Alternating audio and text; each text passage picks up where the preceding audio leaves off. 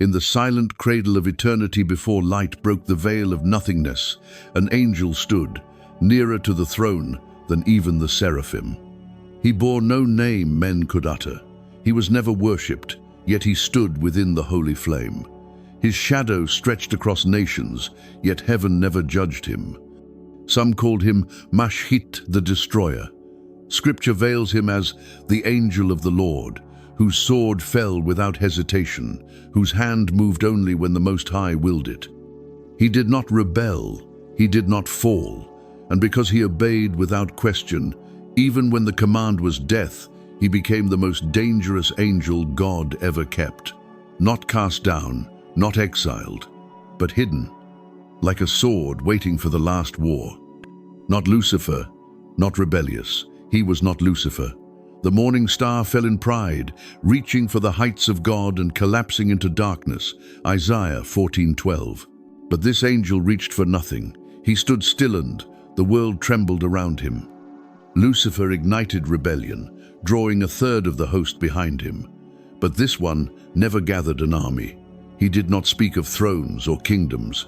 He fought alone, not against heaven, but for it with a silence more terrifying than war.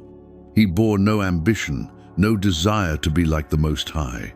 He bore only the weight of holy orders, sharpened into something heaven itself did not dare name. A sword, not forged, but willed into being. Michael leads heaven's armies. Gabriel brings messages through fire and dream. But this one carried no light, no words, no warning. He was the breath between God's judgment and its execution. He never uttered blasphemy. He never defied, but when the command was given, he moved. One night, one act, and 185,000 souls perished in sleep beneath the silence of his unseen hand. 2 Kings 19:35. There was no cry of rebellion, no chorus of dissent, only the stillness of one who never asked why, only when. And when the time came, death followed like a shadow born of the throne. Lucifer fell for pride. The sons of God fell for flesh, Genesis 6:2. But this angel did not fall because he never strayed. He did not crave the forbidden. He was the instrument of what was permitted. He did not dwell among demons. He was not bound in chains. He did not descend into the pit.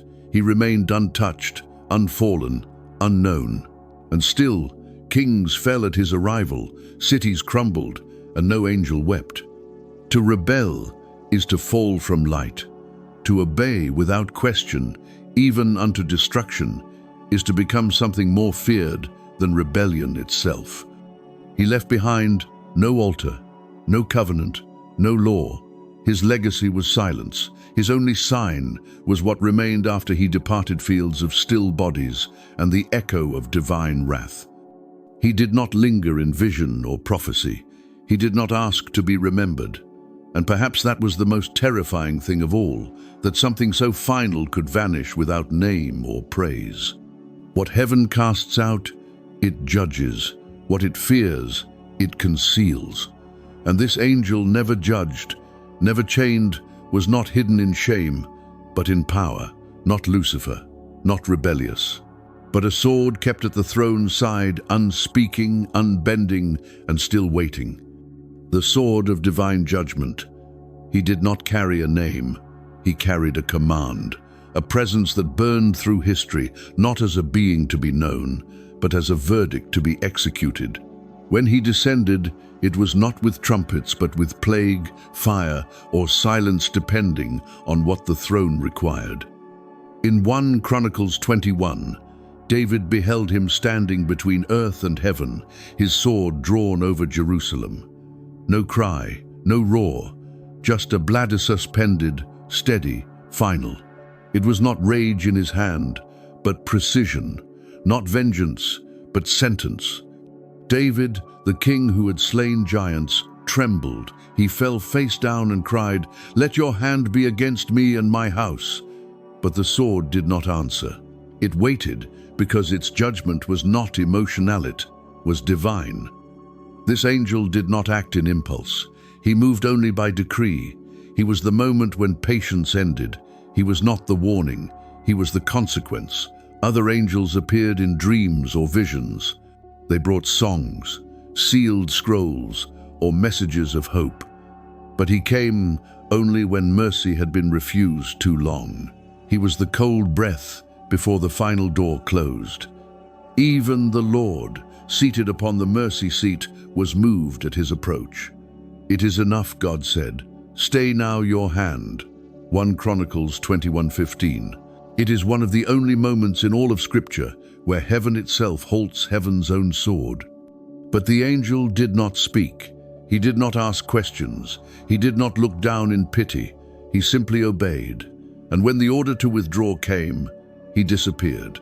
Not defeated, not rebuked, simply recalled. This was not an angel fallen. This was an angel forged not in rebellion, but in alignment. His sword did not rust, because it had never acted apart from the will of the Almighty. To some, his silence is more frightening than fire, because silence means certainty, no plea, no bargain, no second chance.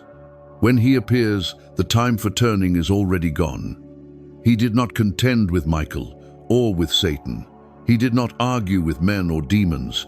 He was not part of any celestial conflict, because by the time he arrives, the conflict is over and the outcome has been sealed. Some scholars debate if he was the same being who struck Egypt's firstborn, Exodus 12:23. Others wonder if he is the sword that Ezekiel saw glittering over the land, Ezekiel 21:9-12. But Scripture gives no name, no genealogy, no originally aftermath. He is not a messenger, but a verdict. Not a flame, but what fire becomes when it is condensed into a single act. He does not bring death. He is the death that has already been decided. In the cosmic hierarchy, he stands not as a ruler nor a rebel, but as a line, a final line, between divine patience and divine conclusion. Even now, the sword is not broken. It is only waiting. Where? Perhaps still suspended between earth and heaven, as in David's vision. Or perhaps closer unseen, but never forgotten by the throne that once said, "It is enough." He who stands between the living and the dead. There is a moment recorded in Scripture that most pass over. A plague had broken out among the people for their rebellion, and thousands were dying by the hour. But then a strange line appears, and he stood between the dead and the living, and the plague was stayed. Numbers 16:48. No name, no description, just a pronoun he stood, between breath and stillness, between hope and ruin. In that moment, judgment did not fall from above, it stood between the falling, and death obeyed. This was no priest, no prophet, no cherub glowing with light. This was something darker, more absolute. He was not casting spells. He was not pleading. He simply took his place between realms, and plague halted. He did not bargain with death. He did not mourn the fallen. He drew a line in silence, and heaven recognized it. Hell paused, earth watched, and what had been unleashed withdrew. Some say it was Aaron, bearing incense. But what kind of man halts a divine plague by simply standing? What human presence does death fear? The text points beyond flesh, beyond ritualto, a presence that did not pray, but enforced. This angel was not acting in kindness. He was not moved by pity. He stood there because the decree had reached its edge. The limit of divine wrath had been touched, and the sword held its line. Between every soul and the judgment waiting above, there is a threshold. Most never see it, most never feel it. But he stands there, even now, not as advocate, not as enemy, as the executioner awaiting the final command. In Egypt, he did not stand between doors. He passed through them. The blood on the lintels marked boundaries. Even he could not cross. Exodus 12:23. But here, he was the boundary, the last step before annihilation. When David saw him, he was not in the air or the flame. He stood between heaven and Jerusalem, holding a sword so terrible that even a king after God's own heart fell prostrate. 1 Chronicles 21:16. He is not mentioned by name, not remembered in liturgy, but in every moment where wrath almost overtook mercy, he has stood, not interceding, but pausing, not pleading, but obeying the unspoken edge of divine will. And it is not mercy that keeps him there, it is order, an order older than the earth, where even judgment must yield to the balance written before time. He does not move without the word. But when he stands still, all else must stop. Heaven waits, hell halts, creation exhales. He is not like other angels who descend with glory. He arrives in the moment when glory has already turned its back, when decisions have been made, when death is no longer negotiable but must be managed. He does not lift the sword in anger. He does not tremble with power. He simply appears where judgment has begun to outrun itself, and in that brief, dreadful stillness, the line between living and dead is drawn again. What happens after he leaves is not restoration, it is reckoning, because where he stood, no altar can be built, no temple can rise. The ground remembers the edge he marked, and it remains holy, in fear. The name that isn't given. He has no name, or rather, no name has ever been recorded that could fully contain him. Scripture refers to him vaguely, the angel of the Lord, the destroyer, or simply he. In a world where names carry identity, authority, and memory, he was left unnamed, unclaimed, undefined. In Exodus, he passed over homes marked by lamb's blood, but struck the firstborn of Egypt without hesitation. Exodus 12:23. No title announced his coming, no proclamation followed his path. He was the judgment, not its herald. In 1 Chronicles, he stood over Jerusalem with a drawn sword, yet not even David, king and prophet, dared ask his name. The chronicler did not record it. The priests did not declare it, because some names are not hiddensome, were never given. To name something is to fix it in creation, to give it form, story, boundary. But this angel was not formed to be understood. He was not sent to be remembered.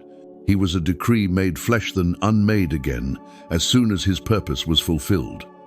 Ancient rabbis speculated. Some whispered of Mashhit the destroyer, others linked him with Malach ha-Maveh, the angel of death. But even these were guesses, projections, desperate attempts to wrap language around what was never meant to be uttered. In apocryphal visions, he appears in flame, with eyes like smoldering stone and hands that shimmer with iron heat. In others, he is invisible, entirely present only by aftermath. Broken walls, lifeless fields, cities that no longer speak. His namelessness was not neglect, it was design. To give him a name would mean to summon him.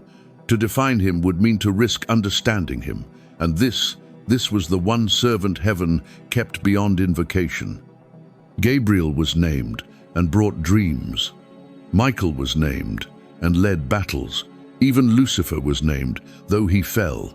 But this one remains outside that order. An anomaly in a cosmos obsessed with designation. He was not erased. He was never inscribed, because what he represents cannot be placed in liturgy, cannot be sung of in psalms. He is not the mystery of holiness, but the silence of finality. His sword had no runes. His garments bore no symbol. He did not glow with light, nor descend with glory. He was function without form and embodiment of what happens when heaven has spoken its last word. Some say he was the hand that wrote on Belshazzar's wall, though no text confirms it, Daniel 5:5. Others claim he appears in dreams before death, standing at the edge of vision with eyes of stone. But again, there is no name, only echoes. And perhaps that is why he has never been worshipped. He was never meant to draw awe, only dread. He does not bring the fire of Sinai, but the ash that follows it. He is the angel who does not descend but appears, the one whose footsteps make no sound, the one whose passage is marked not by light but by absence. He is not nameless because he is unworthy. He is nameless because heaven never meant for us to speak of him, and yet we must. Because one day, when mercy has spoken its last, it is He who will answer. The weapon God keeps, He is not a messenger, He is not a guardian, He does not hold the keys to any realm, nor speak in dreams. He is not a trumpet blower, a scroll bearer, or a throne watcher. He is something else entirely, a weapon. Gabriel bears messages, Michael leads armies, even the seraphim worship with holy fire. But this one was never made to speak, sing, or lead. He was made to act. He was formed in the silence between divine wrath and its manifestation. Weapons are not named, they are not honored, they are not praised, they are forged, wielded, and sheathed. But he was not sheathed, he was not put away, he was kept ready. He does not belong to the fallen, nor the exalted. He is not one of the watchers nor the burning ones. He does not plead before God. He does not rise from the pit. He was not imprisoned because he never disobeyed. And that is what makes him more dangerous than Lucifer. Because Lucifer was judged, Lucifer was cast down. But this angel, he was never judged, because judgment has no meaning for the one who is judgment. He is divine wrath, made animate, the execution of will without delay or deviation. When the command is spoken, he does not question, he does not hesitate. He becomes what the word demands. God does not destroy him because God does not fear him. God keeps him because when the final verdict must fall, there must be a hand that does not tremble to release it. He is not a creature of mercy, nor one of rebellion. He is the third thing. The thing most people forget exists in divine reality, justice without resistance, power without desire, obedience without emotion. Lucifer wanted a throne. The demons wanted flesh. Mankind wants knowledge. But this angel, he wants nothing. And it is that lack of want, that void of self, that makes him so terrifying. He is not angry. He is not cruel. He is simply the end point of decision, the form heaven uses when words have failed and fire is too kind. There is no scripture that says he was created, no verse that says he was chosen. He appears only in aftermaths if he is summoned not by voice, but by the saturation of sin in a place too long ignored. He does not love and he does not hate, because what he executes is not personal, it is precise. He does not destroy with glee. He finishes what mercy could no longer hold back. He has no throne, no dwelling place. He is not bound to Sheol or the highest heaven. He is only present in moments when heaven must act without being questioned. This is why he was not named. This is why he was not recorded with lineage or hierarchy, because he is not part of the story. He is the hand that ends it. And still, God kept him, not in chains, not in exile, but in silence. A silence that waits just beneath the breath of time, beside the altar that has stopped burning. When the end comes and the gates of mercy are finally sealed, it will not be a trumpet that is heard first. It will be his footstep, slightless, wordless, and irreversible. Why he still dwells in heaven. Lucifer was cast down like lightning, Luke 10:18. The rebellious sons of God were bound in darkness, Jude 1-6. Even the proud kings of the earth were struck low. Yet this angel, this terrible servant still dwells above. He was never exiled, never condemned, never mourned nor praised. Because there was nothing to weigh, nothing to accuse. He committed no sin. And in the order of heaven, obedience without flaw is not judged, it is preserved. We imagine heaven as a place of praise, of peace, of radiant beings singing endlessly. But somewhere in its higher places, in a chamber without incense or anthem, something else waits, not shining, not weeping, not moving, just waiting. He is not seated beside the Lamb. He does not cry, "Holy, holy, holy." He is not seen in the visions of John, nor in the armies clothed in white. But he has never been removed, because heaven does not cast away what it still intends to use. Perhaps that is the true fear, not that he fell, but that he remains, that his silence was not punishment, but patience, that his sword has not rusted, only rested. He is not named among the archangels, yet his hand has shaped the course of kingdoms. He is not ranked among the fallen, yet he has walked closer to death than any created thing. He is not a relic. He is not a myth. He is a tool placed beside eternity, untouched by time, untouched by rebellion, untouched by praise. He is not adored because adoration implies beauty. He is not worshipped because worship implies desire. He is kept because heaven requires an edge, even in eternity. Some wonder why he has not been revealed in the final pages of prophecy. But perhaps his absence is not omission, it is anticipation. The moment he appears again will not begin a war, it will end one. And when that day comes, he will not speak. He will not descend with trumpets or fire. He will not debate nor delay. He will move as he always has be, command alone. For now, he remains in heaven, not as a rebel too dangerous to expel, but as a servant too exact to replace. As the answer to the question no one dares ask, what does God keep when mercy has spoken its last? His presence is not glory, it is gravity, not brightness but weight, a pressure just beyond perception, like the closing of a seal no man can break. He does not long for earth. He does not yearn for worship. He exists between readiness and release. He is the hand not yet raised, the breath not yet exhaled, the sword not yet unsheathed. And that more than rebellion, more than wrath is what makes him the most dangerous. He still remains. He was never cast down, never locked away, never cursed by name. And that is why the earth still trembles, because the sword was not broken, only hidden, a judgment too precise to lose, too dangerous to forget. He remains not in rebellion, but in reserve. When mercy is spent, when thrones collapse, when prophecy runs dry, he will not descend like lightning, nor roar like a lion. He will not speak, he will move, quietly, finally, without warning. And the world will remember a being they were never taught to fear. He was not the serpent, he was not the betrayer, he was not the deceiver, he was the consequence all of them feared. And he was never judged, because judgment flowed through him, a sword drawn once before, and still waiting to be drawn again. If this revelation shook something deep within, you know that there are many more veiled truths waiting beyond the text. Subscribe to unveil the names, the exiles, and the beings too dangerous to record. This was only one blade, there are others.